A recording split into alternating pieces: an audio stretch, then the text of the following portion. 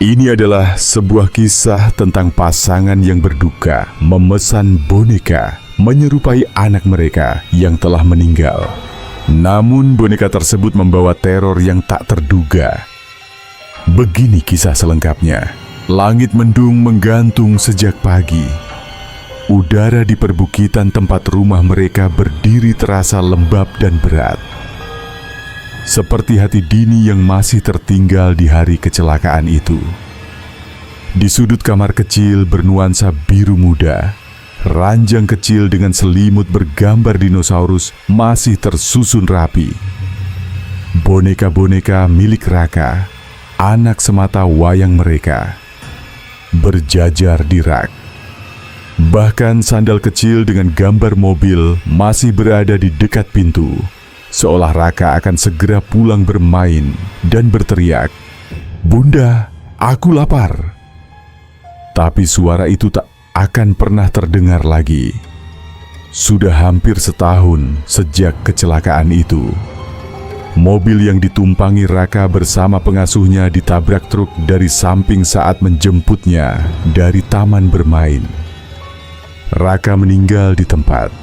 Pengasuhnya selamat, tapi trauma dan tak lagi bisa bicara. Dini tak pernah benar-benar pulih. Ia berhenti bekerja, berhenti bertemu teman, berhenti tertawa. Ia menghabiskan waktunya di kamar Raka, merapikan mainannya, mencuci bajunya yang tak lagi dipakai, memutar ulang video-video pendek saat Raka masih ada. Fajar, suaminya, mencoba bertahan. Tapi rumah mereka kini tak lagi seperti rumah. Hanya kotak sunyi berisi kenangan yang tak mau pergi. Suatu malam, ketika Fajar baru saja pulang kerja, ia mendapati Dini duduk di meja makan sambil menatap layar laptop. Di layar, sebuah situs asing terpampang. Desainnya sederhana, gelap, dan agak usang. Di tengah layar, ada tulisan mencolok, "Boneka Reborn Realistik untuk mereka yang ingin bertemu kembali." Fajar mendekat, membaca tulisan di bawahnya. "Kami menciptakan boneka silikon realistis berdasarkan foto atau pakaian terakhir orang tercinta. Wujudkan kembali kenangan dalam bentuk yang bisa kau peluk. Menerima permintaan khusus tanpa pertanyaan." "Dini, kamu buka apa ini?" tanya Fajar pelan. Dini tersenyum tipis. Mata bengkaknya menunjukkan ia baru menangis. "Aku cuma mau mencoba," katanya. "Bukan benar-benar Raka, tapi mungkin aku bisa tenang kalau bisa lihat dia lagi. Pegang tangannya, peluk dia." Fajar menghela napas, lalu mematikan layar. "Dini, ini nggak sehat. Kita harus belajar ikhlas." Dini menggeleng perlahan, lalu berkata sambil menatap kosong ke arah rak mainan, "Gak semua orang bisa ikhlas, Fajar. Ada luka yang gak bisa sembuh cuman karena waktu." Beberapa hari kemudian, tanpa sepengetahuan Fajar, Dini mengirimkan email ke alamat yang tertera di situs itu. Ia mengisi formulir permintaan. Nama anak, Raka. Usia, 6 tahun. Tinggi, berat badan, warna kulit, detail rambut. Foto-foto dari berbagai sudut. 1 set pakaian terakhir Raka yang masih disimpan. 2 minggu setelahnya, Dini menerima balasan. "Terima kasih. Proses pemanggilan akan segera dilakukan. Paket akan dikirim dalam 7 hari kerja. Jangan buka peti kayu sebelum jam 3 pagi." Malam itu hujan turun pelan, seperti rintik air mata yang enggan jatuh. Dini terbangun pukul 2.58 pagi karena suara derit pagar depan rumah yang terbuka sendiri. Fajar masih tertidur di sebelahnya. Udara kamar dingin menusuk, tapi dada Dini terasa sesak oleh perasaan aneh yang sulit dijelaskan. Semacam bisikan halus yang mendorongnya untuk bangkit dari ranjang. Di teras rumah, ada sebuah peti kayu besar, setinggi anak usia 6 tahun, diletakkan begitu saja tanpa suara mobil atau kurir. Petinya terlihat usang, seperti pernah terkubur lama. Di bagian atasnya ada ukiran tangan kecil yang mencakar ke dalam kayu. Tulisan kecil di sisi peti berbunyi, "Hanya untuk mereka yang benar-benar merindukan. Buka tepat pukul 3 rusuh." Jarum jam dinding berdetak pelan. Detik demi detik terasa seperti hentakan palu ke jantung. 30 tepat. Dini membuka peti itu dengan tangan gemetar. Perlahan, penutup kayu terbuka, menimbulkan suara derit tajam. Kabut tipis seperti uap keluar dari dalamnya. Di dalamnya, boneka itu terbaring seperti anak tidur nyenyak. Wajahnya sama persis dengan Raka. Rambut hitam ikal, bibir mungil, bahkan bekas luka kecil di bawah dagunya yang dulu didapat saat jatuh dari sepeda juga ada. Mata boneka itu tertutup, tangannya melipat di dada. Tubuhnya mengenakan pakaian terakhir Raka sebelum meninggal. Kaos kuning bergambar singa kecil dan celana pendek hijau. Dini tersedu-sedu. Ia mengangkat boneka itu dan memeluknya erat, seakan ingin membenamkan jiwanya dalam kenangan itu. "Anakku, kamu pulang ya nak, pulang ya." Fajar terbangun oleh suara tangis itu dan mendapati istrinya duduk di ruang tengah memeluk boneka. Ia menatap dengan bingung dan takut. "Dini, itu apaan? Kamu serius beneran pesan ini?" Dini hanya menoleh sebentar. Senyumnya lebar dan penuh cinta. "Fajar, lihat deh. Dia hangat. Seperti dulu." Fajar mendekat dan menyentuh boneka itu. Kulitnya bukan seperti silikon, tapi seperti kulit manusia, lembut, hangat, dan lembab. Ini gak normal, Din." Dini membelai kepala boneka itu. "Namanya Raka, jangan bilang ini lagi." Fajar terdiam. Ia menatap wajah boneka itu, dan sejenak ia merasa bola mata boneka itu bergerak di balik kelopaknya, seolah sedang mengintip dari dalam. Malam-malam selanjutnya, Dini memperlakukan boneka itu seperti anak hidup. Ia memberi makan, menyuapi, menyanyi sebelum tidur. Ia bahkan berbicara dengan boneka itu dan terkadang seolah-olah boneka itu menjawab. Fajar mulai merasa ada yang tak beres. Lampu ruang tengah sering menyala sendiri. Pintu kamar Raka yang tadinya selalu tertutup, kini terbuka tiap malam. Dan yang paling mengganggu, kadang saat pagi, boneka itu berada di posisi berbeda dari malam sebelumnya. Satu malam, Fajar memberanikan diri memindahkan boneka itu ke gudang, menguncinya di dalam. Paginya, boneka itu kembali duduk di kursi makan, menghadap ke kamar Dini, dan tersenyum. Malam turun dengan cepat, dan hawa dingin yang menusuk terasa berbeda dari biasanya. Fajar duduk di ruang tengah sambil menatap boneka itu dari jauh. Ia tak bisa mengalihkan pandangannya, seolah boneka itu sedang menatap balik, meskipun matanya tetap tertutup rapat. Dini sibuk menyiapkan makanan kesukaan Raka di dapur. Piring kecil bergambar karakter kartun, sendok warna-warni, bahkan segelas susu hangat. "Dia belum makan malam," kata Dini sambil tersenyum. "Raka suka ayam goreng kan?" Fajar hanya terdiam. Ia tidak lagi tahu bagaimana cara menasihati istrinya. Dini seolah hidup di dunia lain, dunia di mana kematian tak pernah datang, dan boneka bisa menggantikan anak yang telah tiada. Jam menunjukkan pukul 2.30 dini hari. Fajar terbangun oleh suara berdecit halus, seperti langkah kaki kecil menyusuri lantai kayu. Ia mengira Dini ke kamar mandi, tapi ketika ia menoleh, Dini ada di sebelahnya, masih tertidur pulas. Lalu terdengar suara kursi bergeser dari ruang makan. Krik! Perlahan, Fajar bangun dan mengambil ponsel. Ia membuka aplikasi kamera CCTV yang baru ia pasang seminggu lalu. Diam-diam. Ada 3 kamera di ruang tamu, dapur, dan kamar Raka.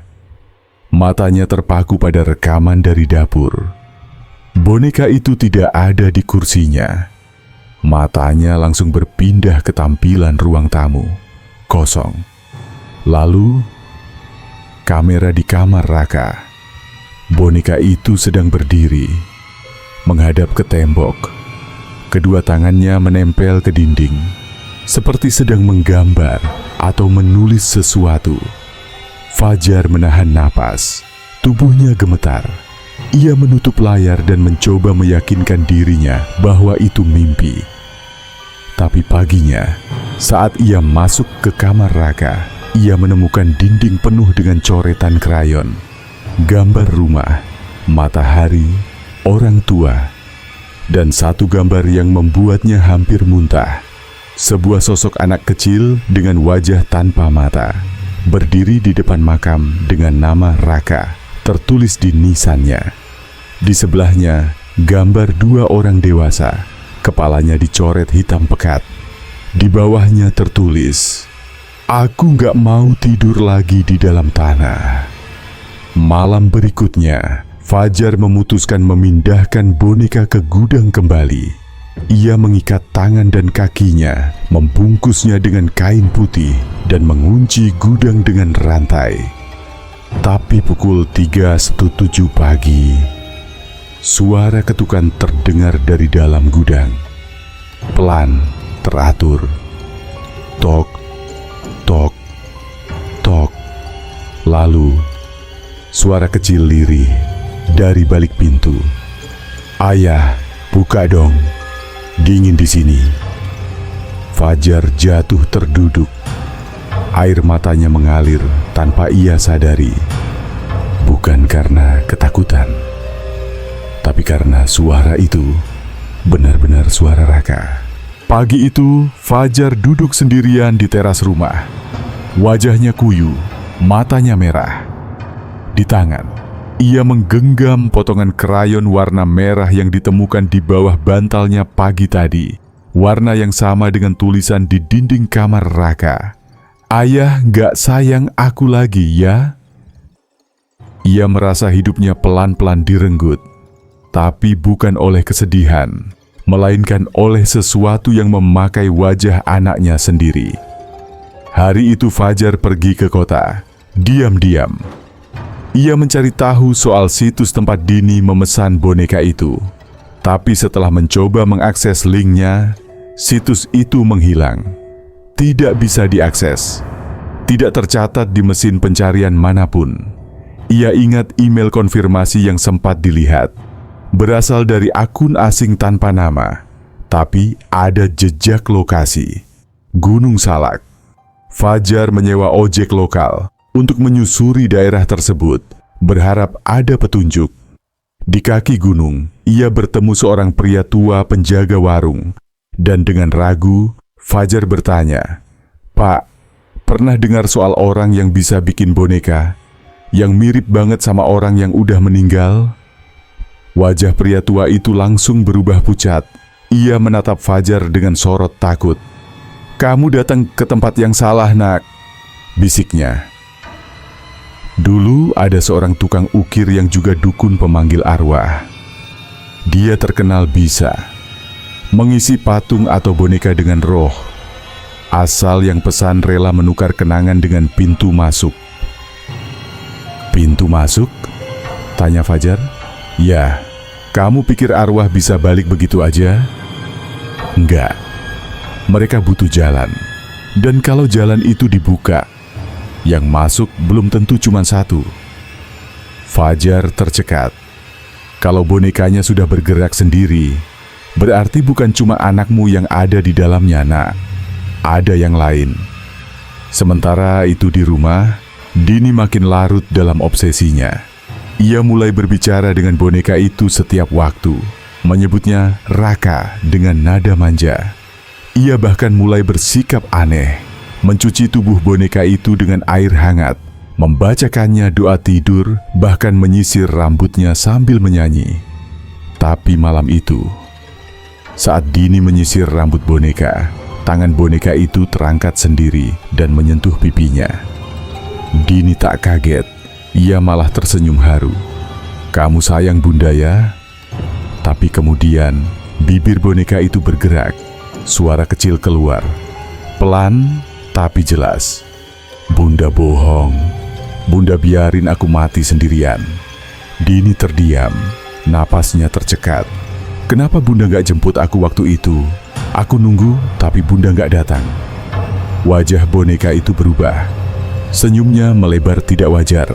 Matanya membuka, kosong, hitam. Seperti lubang yang menarik masuk jiwa siapapun yang menatapnya. Dini menjerit, tapi suara itu hanya bergema di ruang kosong yang semakin dingin. Dan dari bayangan di dinding, terlihat dua sosok kecil lain ikut berdiri di samping boneka itu. Semuanya tidak punya wajah. Malam itu hujan turun deras. Angin menerbangkan daun-daun kering ke jendela rumah, menimbulkan suara ketukan tak berirama. Fajar memacu mobilnya pulang dari Gunung Salak. Tangannya gemetar di kemudi, pikirannya dipenuhi satu hal. Boneka itu bukan Raka, dan Dini dalam bahaya. Ia hampir tak memperhatikan jalan. Sesekali matanya menoleh ke kaca spion. Entah kenapa, sejak turun dari gunung, ia merasa ada yang ikut naik ke mobil. Bayangan kecil duduk diam di kursi belakang. Tapi saat ia menoleh, kosong. Di rumah, Dini terkunci di kamar. Ia duduk di lantai sambil memeluk boneka itu erat, menangis sambil berbisik. "Maaf nak, maaf, Bunda gak bermaksud ninggalin kamu." Boneka itu kini bisa bicara lancar, tapi suaranya berubah. Kadang terdengar seperti Raka, kadang seperti orang dewasa yang kesurupan suara anak-anak. Kadang suaranya berbisik manja, kadang berteriak seperti marah. "Kamu janji mau jagain aku, tapi kamu bohong. Sekarang gantian, aku yang jaga kamu." Dini mulai kehilangan akal. Ia mengunci diri, menutup semua tirai, menyalakan semua lampu. Tapi tetap saja, bayangan kecil itu selalu ada. Di sudut mata, di pantulan kaca, di belakang tirai. Pukul 2.59 dini hari, Fajar tiba di rumah. Lampu rumah mati. Semua jendela tertutup, pintu depan terbuka sedikit. "Dini?" teriak Fajar. Tidak ada jawaban, tapi terdengar suara nyanyian dari dalam kamar Raka. Lagu Nina Bobo yang terdengar pelan datar. Dan anehnya nggak selesai-selesai. Selalu mengulang bagian yang sama. Seperti rekaman rusak. Fajar mendekati kamar Raka. Suara itu berhenti. Saat ia membuka pintu, boneka itu duduk di tengah ruangan. Tapi kini tubuhnya lebih besar, tangannya lebih panjang. Wajahnya mulai berubah, masih seperti Raka, tapi dengan senyum yang terlalu lebar dan mata yang membusuk. Di belakangnya, Dini terbaring lemas. Wajahnya pucat, matanya kosong. Fajar mundur pelan, tapi boneka itu menatapnya dan bicara. "Ayah, sekarang aku bisa main sama kalian selamanya." Boneka itu berdiri, gerakannya patah-patah, seperti boneka wayang yang dikendalikan paksa. Fajar meraih pisau dapur dari meja dan melemparnya, tapi tubuh boneka itu menyerap pisau itu tanpa berdarah. Lalu dengan suara gemeretak, boneka itu membuka mulutnya lebar-lebar. Dari dalamnya, tangan-tangan kecil menjulur keluar bersama suara tangis dan tawa. "Kami semua ingin pulang." Fajar tersungkur, mencoba membaca doa, tapi mulutnya terkunci. Dadanya sesak, tubuhnya tak bisa bergerak. Saat itu, Dini bangkit perlahan, tapi bukan dengan cara biasa. Tubuhnya ditarik bangkit oleh tali tak terlihat.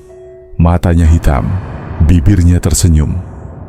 "Kita bisa jadi keluarga lagi, Fajar. Jangan tolak Raka. Atau kamu yang akan menggantikannya di dalam? Lampu di rumah padam serentak, jeritan panjang menggema, lalu senyap. Pagi harinya, tetangga melapor karena mencium bau busuk dari rumah Fajar dan Dini. Polisi datang, mendobrak masuk, dan menemukan semua kamar kosong. Tidak ada jejak darah, tidak ada mayat. Tapi di ruang tengah, duduklah boneka berwajah Raka. Kali ini mengenakan baju baru, baju ayah dan ibunya. Beberapa bulan telah berlalu sejak kasus hilangnya pasangan Dini dan Fajar diangkat oleh media. Polisi menyatakan mereka sebagai korban hilang misterius, tanpa tanda kekerasan atau perampokan. Tidak ada saksi, tidak ada petunjuk. Rumah mereka akhirnya disita dan dibiarkan kosong. Namun, rumah itu tidak pernah benar-benar sepi. Malam-malam tertentu, tetangga masih melaporkan hal yang sama. Lampu rumah menyala sendiri, terdengar suara nyanyian anak kecil dari kamar atas, dan kadang bayangan kecil terlihat menatap dari balik jendela. Hingga suatu hari, seorang mahasiswa bernama Riko yang gemar menjelajah internet gelap menemukan situs aneh yang muncul di beranda browsernya. Tanpa ia cari, tanpa ia klik. Situs itu sederhana, hitam dengan tulisan kuning tua, reborncompanion.id. Bawa pulang kembali orang yang kau cintai, buat mereka tetap bersamamu selamanya. Di bawahnya ada satu barang dijual, boneka silikon ultra realistis, wajah anak kecil, kondisi bekas, tapi masih aktif dan responsif. Deskripsi berbunyi, model eksklusif, pernah menjadi milik pasangan penuh cinta, sudah pernah ditempati lebih dari satu roh, tidak disarankan untuk pemilik dengan trauma mendalam. Pengiriman hanya pukul 3 pagi, harga gratis. Kami hanya butuh satu hal, kerinduanmu. Riko tertarik, ia mengklik tombol pesan sekarang. Tanpa tahu bahwa sejak saat itu, rumahnya bukan lagi milik dirinya sendiri. Dan di sudut ruang tamunya sudah duduk sosok kecil, menunggu tubuh baru untuk ditinggali. Tamat.